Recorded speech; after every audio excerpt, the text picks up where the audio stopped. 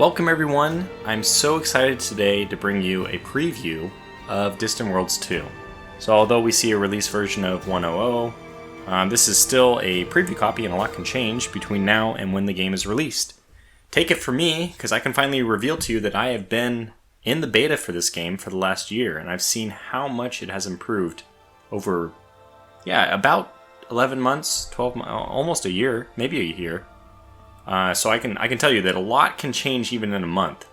I don't know how much time is left before release, but I think probably at least a month, maybe less. Actually, it's already the end of January, so I don't know if they're targeting. I thought they were targeting a March release, so we'll see. Lots can change. Now, if you don't know what Distant Worlds 2 is, it is obviously the sequel to Distant Worlds, but Distant Worlds was, in my opinion, maybe the best Space 4X game that has ever been made.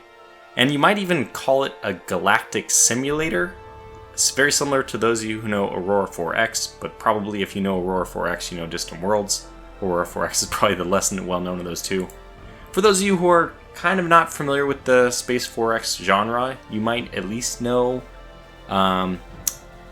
Stellaris, which has been a pretty mainstream hit for a Space 4X game. I would say that Stellaris was actually trying to do a lot of...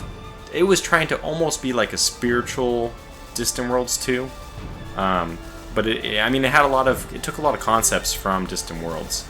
But then they ended up doing their own thing. I mean, there was focuses that Paradox wants to be focused on that are different from the kind of things that Matrix is focused on in this. And first of all, thanks to Matrix and to Slytherin, the marketing folks who got me the press preview copy. Thank you so much.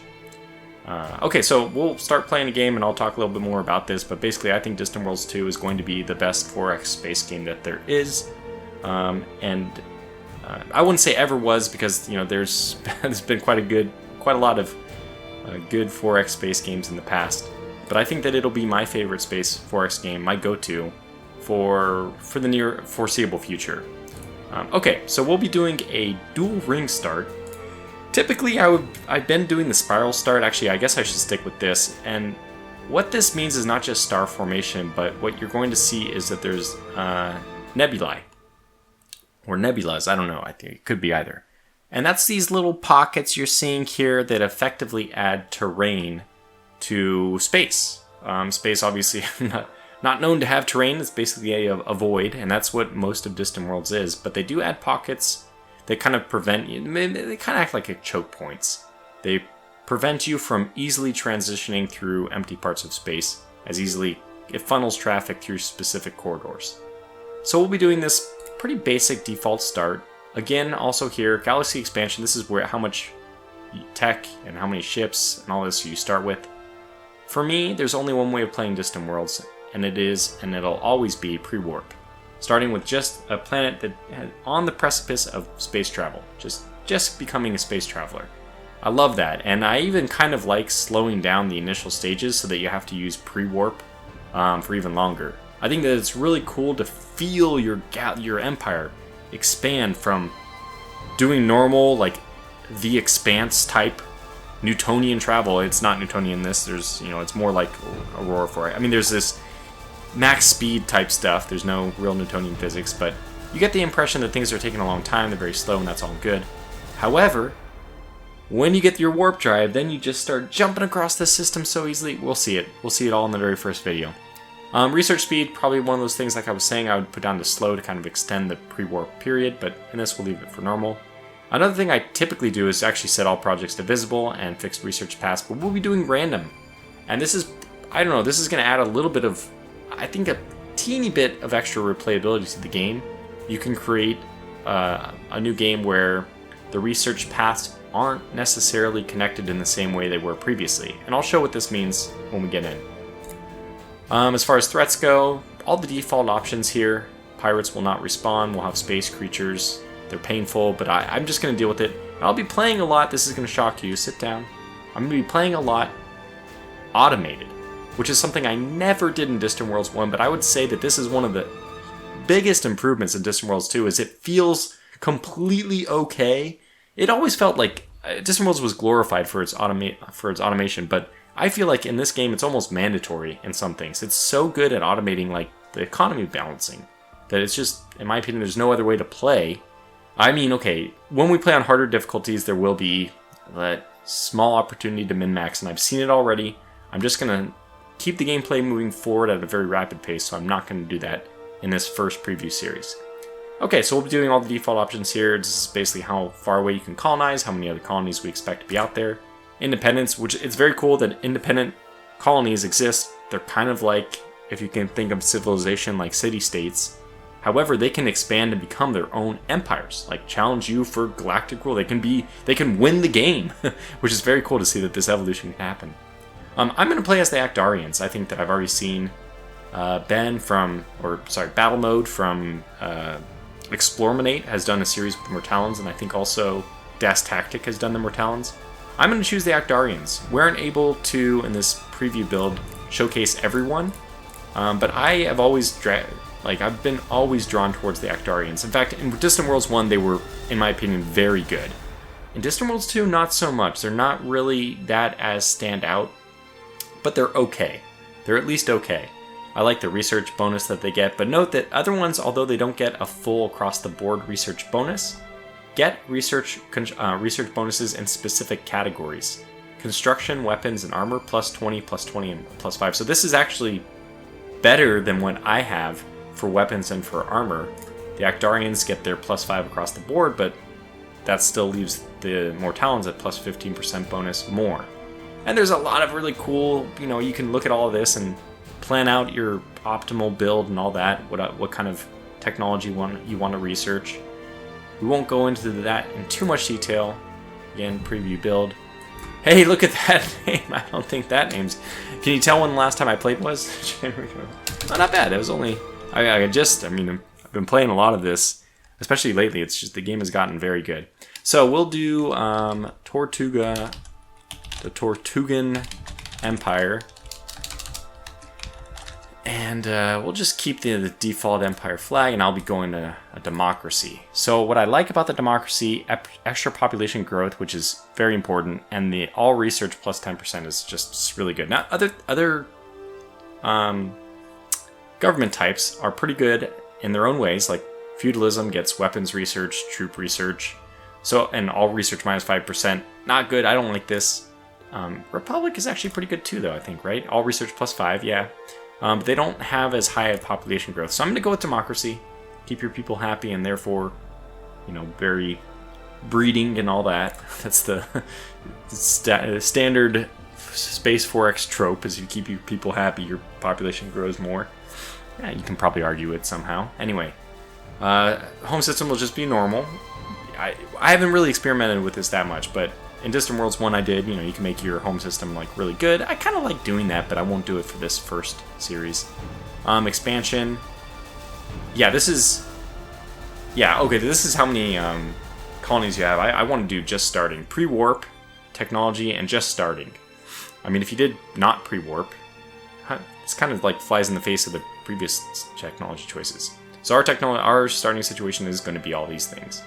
And where do we want to start? We can do deep core, outer core, far regions, or we can just choose random. I'll just keep it random. We'll have 12 automatically generated races, or empires. We don't know what they are. That's fine. We'll leave it at that.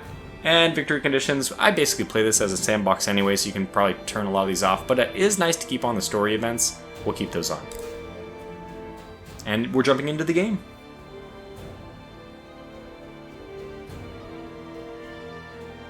Have I really spent 8 minutes just going through the... I guess it's not a Distant Worlds game unless you spend 10 minutes just doing the game setup. Okay, so we are the Actarians. We have some... our leaders skilled in diplomacy. Not particularly a great quality. I'd rather be skilled in construction or research. And looks like we're dead middle of the map. Zooming into our... This is... Oh, man. I mentioned this before in Distant Worlds 1, that this is like one of the most immersive things in my opinion. The fact that you can just scroll out directly all the way to the very top level and scroll back in. And if you miss and you scroll back in, a little bit too close over here, guess what? You get a different place you can visit on the map. We can go over to that and we can visit them eventually, but not yet because we don't have warp drive. But we'll probably be visiting them very soon. Anyway, we've found something special, and this Let's see. Ancient Actarian undersea city ruins. The great ocean of stars awaits us. So I think we found some technology, early warp field experiments. The ruins also provide our home planet a special bonus with sensor research. Okay, sensor research could be better, could be worse. Colony develop, always good, and scenery is good when we have a resort. Okay, take me to the location and dismiss you. We'll pause right away, and we'll kind of examine our system here. Now, one of the big changes, okay, I'm not sure, it's not that big actually. It's a pretty minor change, but it's at least a visual change from Distant Worlds 1, besides the graphics interface and all this stuff that I probably should talk about first, is the fact that planets don't orbit around the sun anymore. They all have perfectly circular orbits, and they are stationary, so there's a fixed relation between all the planets. You can think of them as all in exactly a geosynchronous orbit, which I think is impossible considering the different radiuses involved. But that's fine.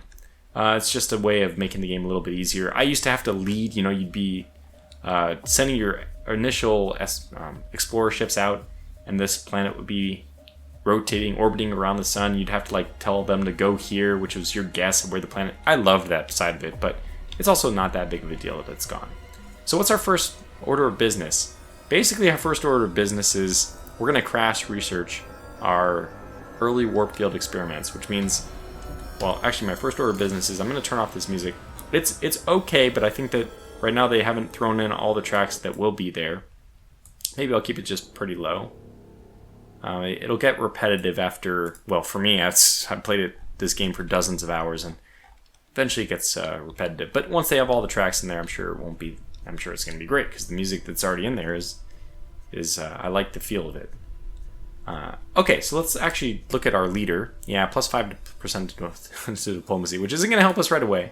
Actually, not going to help us a whole lot in general, but but there it is. That's just the facts of life. Our leader is diplomatic, not helpful. He's a true politician. He's diplomatic, but not helpful in any other way. Okay, so let's see. Crash research our research tree, which takes me to the research tree, and you might be saying, hey, that's a pretty thin research tree. Well, the reason why I'm zooming out here is to show you how far to the right it goes, and it doesn't actually go all the way to the right here. I think it stops maybe in the middle here. However, what I'm trying to say is there's not just 2 levels, there are a lot of levels. 3 levels, maybe 10 levels, 12 levels, it goes on and on and on. Each, as you're expecting, each tier of research is more expensive than the previous one, which is supposed to couple with your growing empire's research capacity. But it means that if you try to beeline one technology in the very beginning of the game, you're going to spend a very, very long time, unnecessarily long time, trying to get to those later technologies. Better just to go wide in research, which has always been the case. I don't want to pay for that. That's just a misclick. So the thing I want to focus on is what we're already starting to research, is early warp fields. Now, what you can see is this is the hidden tech tree element. However, what I can't show you quite yet, but we'll be able to see eventually, is there's also this new random connections. Some things are always going to lead to the next one. For example, basic mining will always lead to fast mining. However, in some of the trees which have these branching paths, I know I've seen it in particular for weapons. For weapons, you may go, energy torpedoes might be here, and then there's another type of torpedo here, and another one here. They're all in the same line. However, there's a branching path up here if you take an alternative torpedo, and that's actually how you get to the elite torpedoes. You don't know which of the 2 lines is going to get you to the ultra elite, endgame torpedo. You only know that after you start researching each torpedo. Or you research down one line and you find that it's a dead end. You get to the leaf, basically the leaf node. And if you don't find anything, then you know, okay, I got to go back and research something else because I know that there's better torpedo weapons, but I didn't find it down this path. So that's the randomness in the tech tree, which is now has now been added in. And I think it'll add maybe a little bit of replayability. It's not an option that I plan to use probably beyond this preview series, but let's give it a try for the first go. And as I said, one of the things we'll be doing a lot of is doing crash research, which is just going to be my way of... essentially, I'm not min-maxing too much, but I plan to try to get ahead that way. Okay, we constructed our first starship, which is an explorer. And this explorer is...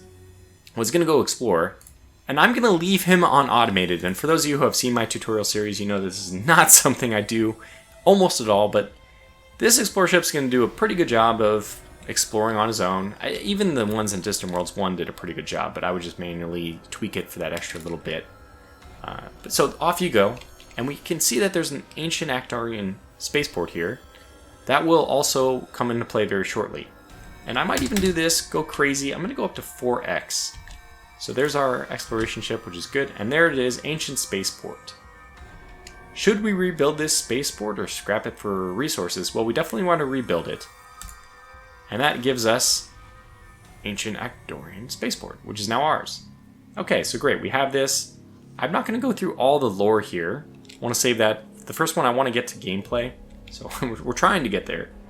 So that's it. That's the way we get our first operational spaceport. Otherwise, obviously, you could build it yourself if you chose to scrap it for resources. Like if you started from a later game start, you might actually have the ability to do. It's right here, right? Yeah, right. No, large mining station. This one, space construction.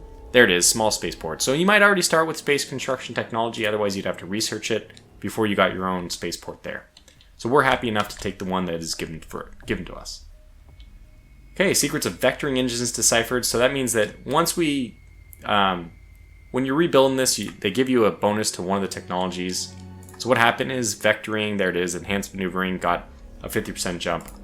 That's one of the two I've seen. I've seen that one, I've seen another one, but ideally, okay, and the vectoring engine is not very important for your first ship, so it's nice to have a bonus to research, but that in particular is not that important of a technology to get. Okay, and we also got fighter base. Wow, this is funny. I'm getting the exact same random number generation as I got in my previous series. Yeah, fighter base is also not one that I like crazy about, but okay. Another thing about Distant Worlds is it has a lot of resources. It doesn't just have, your typical gold, silver, metal, wood, It has about, I think it's about 20, maybe 30 resources. So that it's kind of a lot. Oh, good. We have our construction ship now. The way things work in this game is you're going to send off your exploration ships to, actually discover the resources that are part of all the solar objects. And then your construction ships are what are going to come along, build any mining stations you want. So it's suggesting that I do want to build an extra exploration ship. Yes, I'll do that. But having just 2% Mebnar on this thing, I don't think that that's ideal. Now, it's kind of not true because what happens is as soon as you build a mining station on an asteroid on a planet, it has a range, and it'll mine every asteroid within the range of it. I don't know all the details about that because the game does allow you to overlap them. In fact, even the advisors recommend right now that you overlap them. I'm not sure what if you're allowed to double tap the asteroids. I don't think so. I think I've read that you aren't allowed to, but that's something I got to follow up with. Anyway, so as our exploration ships survey these solar objects and they discover what kind of resources they have, they will report any new ones that we are just learning about. This is our first occasion in encountering Mebnar, which is going to be used for reactor components. So that's a very good one to have. But we are not going to be so concerned with getting just 2%. I kind of have a rule of 50%. I want to get... Okay, so now we have steel. Where people didn't know about steel until now. Go figure. Yeah, so I have a rule of 50%. I prefer there to be at least 50% resources. The sum of all resources should be at least 50%. That's my very naive right now. I'm not extremely... Okay, so we actually finished research in the pre-warp jump drives. We now have it, which means that was pretty quick. We'll pause right away.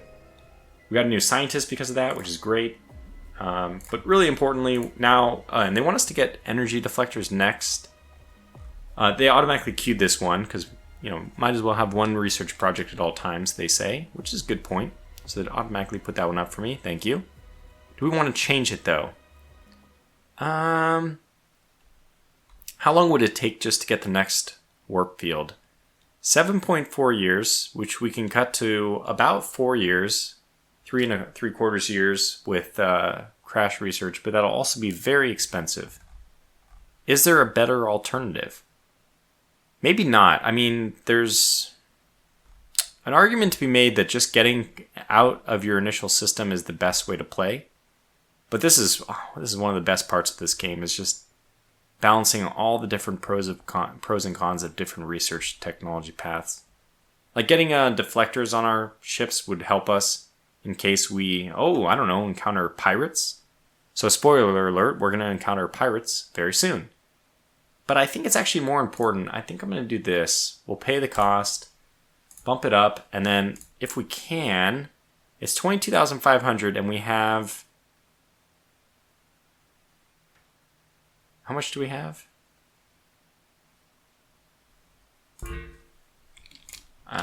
We have 35,000. So we're actually going to do the crash research on this as well. Whoops, not on this one. On this one. So 22,500 out of the... yeah, 30 whatever leaves us with only a little bit, but in my opinion, it's going to be very important to get that ASAP. Okay, so now we need to build the... Notice this is now not the EX1, it's now the EX2. The EX2 is automatically refitted. The computer has generated the new scout that has our warp drive. And yeah, we definitely want that. So we're constructing new ships. Those are immediately going to be retrofitted to the design with the warp drive. And very soon we should be getting a notification about our first, after their refit, our first ship will do its very first jump in the system.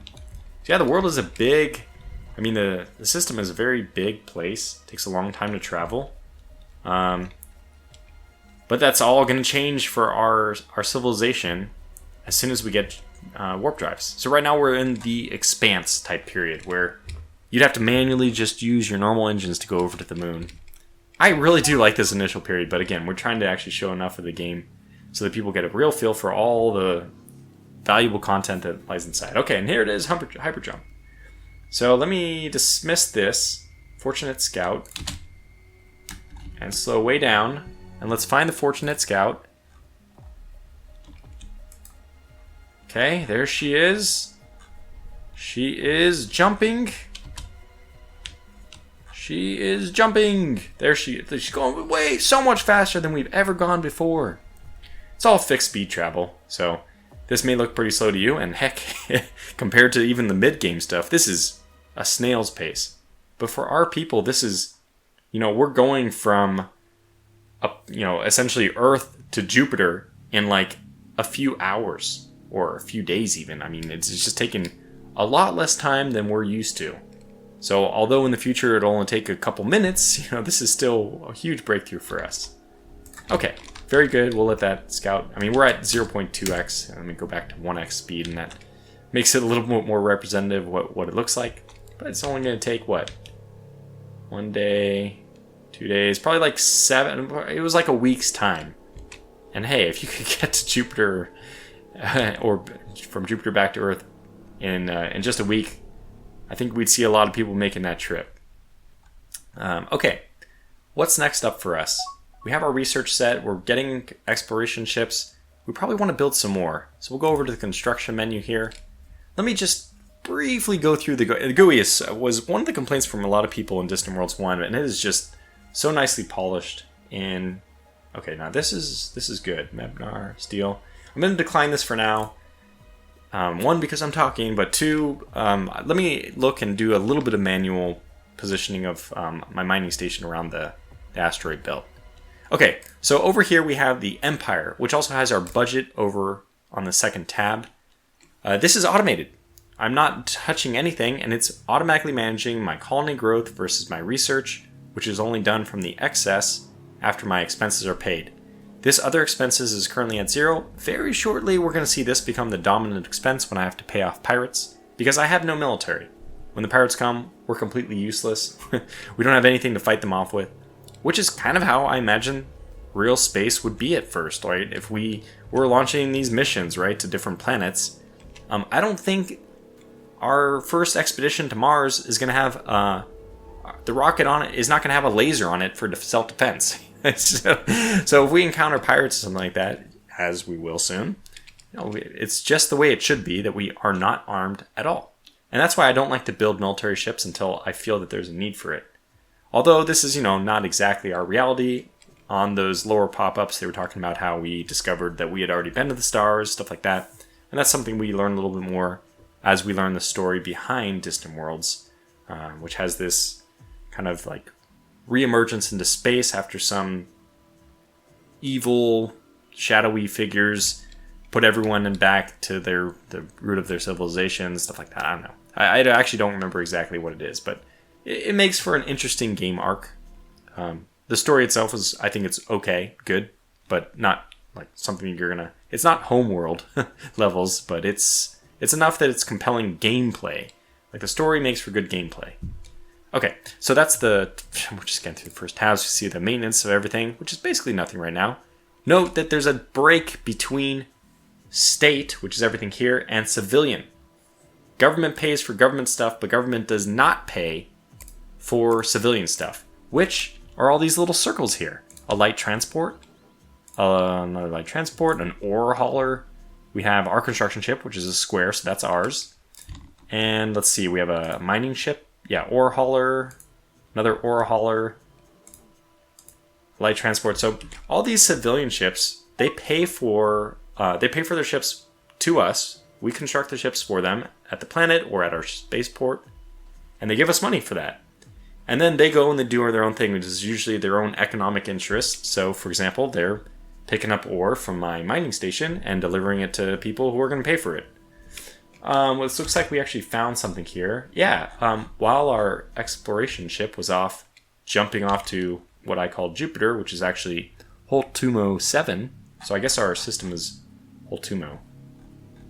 They found there, after a lot of argon and a lot of Caslon. And Caslon is the fuel source for all ships, for all jump drives. This is currently a change from Distant Worlds 1. There's only one type of fuel. But this is our fuel station then. So we're going to immediately want to go over to construction window. Order maybe 2 more construction ships. I don't think we can have enough of these. And then we'll go over to the mining section. Just jumping through this. New mining locations. Hasn't appeared yet, but I guess it'll appear. There it is. And I'm going to queue up a mining station at Holtumo because that is where we're going to get fuel for our ships. So it's a pretty high priority. You can see that these are 2 asteroids in my home asteroid belt, kind of right next to each other. And as I was mentioning, when you actually do build a mining station, if it's for asteroids, it has a range, which it extracts it extracts resources from all asteroids within the range. So this is a little bit of a mini game. You can do a little optimization by just finding the best asteroid to center that around. Okay, keep moving. We don't have a whole lot of money, so that's going to prevent us from doing any kind of crash research on the next research technology, but we also expect that our economy is going to continue to improve. With our new warp drives, we expect more civilian ships to want to be built, which should also couple with the fact that we will be building stations on distant planets. I mean, distant worlds. There, I said it. Oh, gosh. And it looks like we are in the process of surveying illness. It'll be done in 22 more seconds. This usually is a good place to build our research station. So hopefully by the time our exploration is done, we have our construction ships out, ready to help us out with that. It may also have some interesting resources for us. Like right now, we need the Mebnar and we need the steel. But they're actually, it's a total tie. Okay, let's pause. Let's see what we got here. We have Kuprika. Okay, let me go over to the planet. Oh, this is Illness. Okay, great. So Illness has steel, Kuprika, and Aculon. Well, that is wonderful. That is just really good. So I'm going to close all these. Those are all 3 strategic resources. There's a difference, strategic resources you actually use for building. The luxury resources, as they're called, stuff like, let's see, are any of these? I don't think any of these are. Yeah, I don't think any of these are luxury resources. We haven't discovered them, but there'll be things like spices and furs, valuable like trading goods, stuff like that, which are all classified as luxury goods, and those help with planet development. Man, I mean, I'm sorry that this is complex and I'm kind of just spazzing out.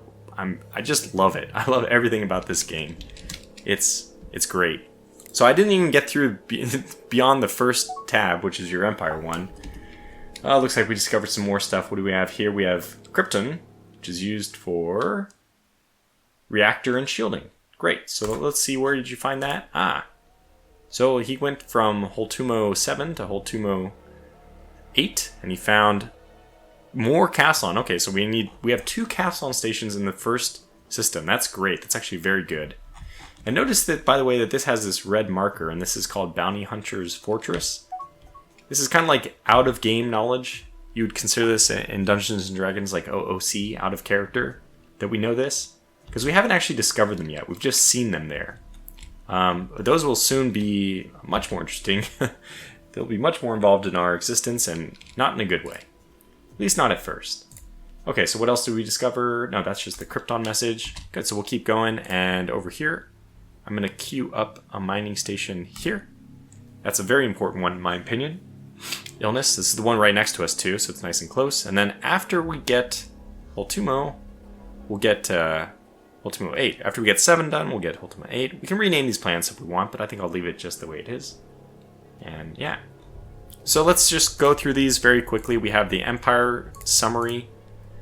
They want me to build this still. No, I'm going to optimize that, so just hold off a little longer. Then we have diplomacy, which we haven't encountered anyone yet. But we will soon. Again, pirates, very soon. Characters, these are the people. We have our leader. Oh, we encountered a junk. Oh, no. Oh, no. We encountered base defenses, I think. Where are you? Where'd you discover this? Oh, here. No? Who discovered it? Somebody discovered a base. It's our home planet. Not that one.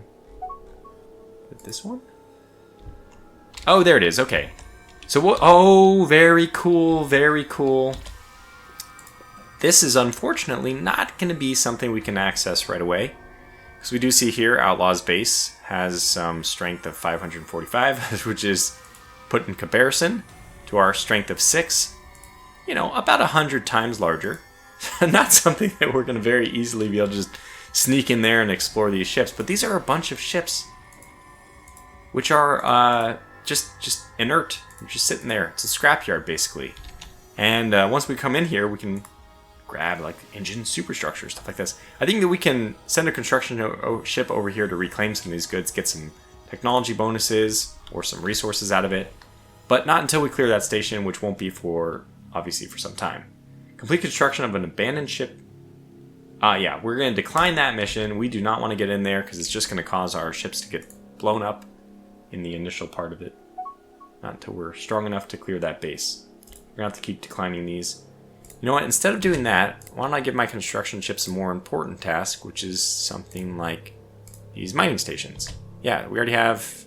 Okay, let's queue one up here. And let me just zoom in and kind of see... It's nice that these... these asteroids are close to our home planet, so it doesn't take very long for the ore haulers actually go in and extract. And so Holtumo 7 and 8 were good, and it looks like Holtumo 5 is also good. We have Socalian Brandy. So this is new, and you can see that this is a luxury resource which gives colony development, colony happiness. Osalia is one of our strategic resources, and Silicon also a strategic resource. And apparently we hadn't discovered any of those things until now. So that's good. We'll just right-click to close them. Space to continue playing. I'm not going to do those missions. It's going to take us a while to get there. I might have to turn off even how those missions are popping up. Oh, perfect! Just in time. So let's show me this. We're under attack. No, that's... Oh god, this guy. This ding dong. What's he doing? Rain Scout. Alright, we are surveying us, the Ultima 1. Yeah, so we are under attack by that outlaw base, so hopefully that'll peg this as a nice red lightning bolt, which should prevent people from moving there. Let me just fully automate you now. Clear your orders. Stop. And automate. Manual. Automate. There we go. Good. So now that it has the red lightning bolt, now that we know our people understand this is a hostile location, they should no longer ask me to go there. Should not suggest missions to go there because they understand it's hostile. Anyways, this is about where I wanted to call this first video to a close. I was just expecting that we would encounter pirates, and we just haven't yet, which I should be very happy about. I'm just a little surprised about. We'll continue our peaceful existence for now. This is our civilization's very first baby steps into the galaxy, starting off small, just in our solar system. We'll expand beyond our solar system, I hope, knock on wood, in the next episode. But for now, I'm going to call this video to a close. So hopefully, because this is the first video, a very important video for me in this series, plus it's Distant Worlds 2. I mean, this is just, to me, this is like the most important video I've made. I'm just so excited about it in at least half a year. If you wouldn't mind pressing the like button, giving it the thumbs up just so it increases visibility on YouTube. Also, if you liked it and you aren't sure, maybe one of your friends is interested and you can share it. That'd be great. Otherwise, I'll catch you back for episode 2 where we'll continue our playthrough. Until then, thanks for watching, stay safe, and take care.